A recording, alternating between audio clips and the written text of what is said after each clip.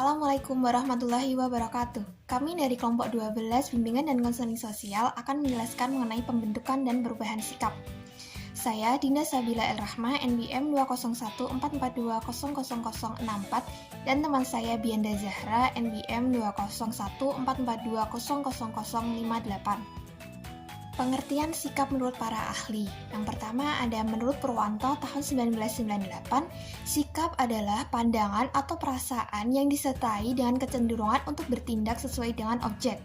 Kemudian menurut Widayatun tahun 2009, sikap adalah keadaan mental dan saraf dari kesiapan yang diatur melalui pengalaman yang memberikan pengaruh dinamik atau terarah terhadap respon individu pada semua objek dan situasi yang berkaitan.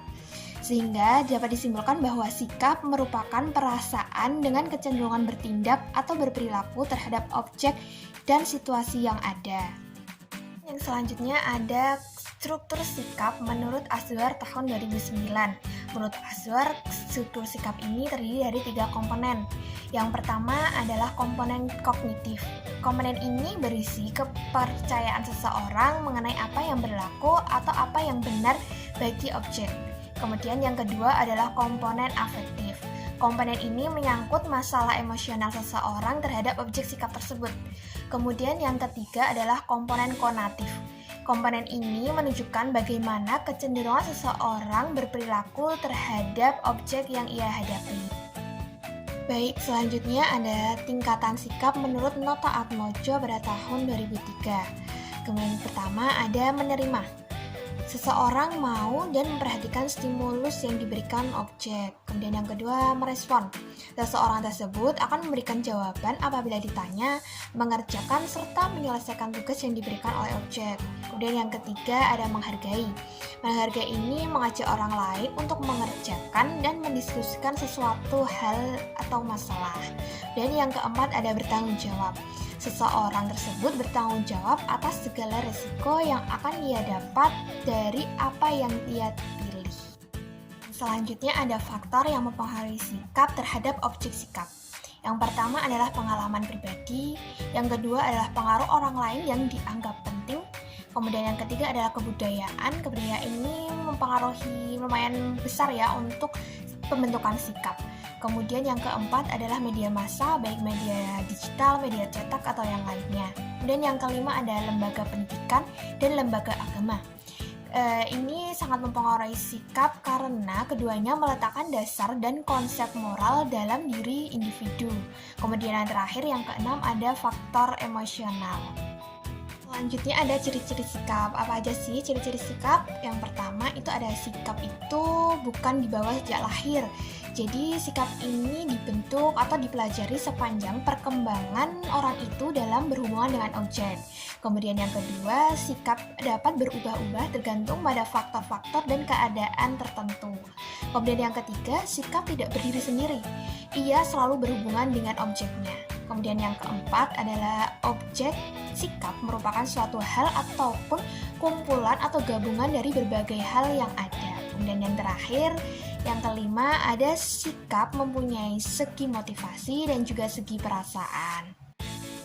Yang selanjutnya yaitu adalah perubahan sikap. Perubahan sikap yaitu peralihan atau pergeseran kecenderungan untuk bertingkah laku terhadap suatu objek karena adanya suatu perubahan dari lingkungan. Materi yang selanjutnya yaitu adalah faktor yang mempengaruhi perubahan sikap. Ada 2 faktor yang mempengaruhi perubahan sikap, yaitu yang pertama ada faktor internal. Apa sih faktor internal itu? Yaitu cara individu dalam menanggapi dunia luarnya dengan selektif mungkin, sehingga tidak semua yang datang akan diterima atau ditolak. Dan yang kedua ada faktor eksternal, yaitu keadaan yang di luar individu yang merupakan stimulus untuk membentuk atau mengubah sikap. Materi yang selanjutnya yaitu adalah teori-teori perubahan sikap dari tokohnya. Yang pertama ada teori Rosenberg, dikenal sebagai teori afektif kognitif konsistensi dalam hal sikap. Dan teori tersebut juga kadang-kadang disebut teori 2 faktor karena di dalamnya memusatkan perhatian dan pada hubungan komponen kognitif dan komponen afektif. Rosenberg berpendapat bahwa hubungan antara komponen afektif dan komponen kognitif selalu dalam keadaan konsisten. Hal tersebut bermakna bila seseorang mempunyai sikap yang positif terhadap suatu objek, maka indeks kognitifnya juga akan tinggi. Demikian pula sebaliknya. Teori Festinger dikenal sebagai teori disonansi kognitif, the cognitive dissonancy theory. Dasar dari teori ini adalah jika seseorang memiliki dua ide dan pikiran yang bersifat simultan dan saling berkontradiksi, maka orang tersebut akan mengalami disonansi kognitif. Misalnya, seorang perokok yang mengerti bahwa merokok dapat mengakibatkan penyakit kanker dan paru-paru.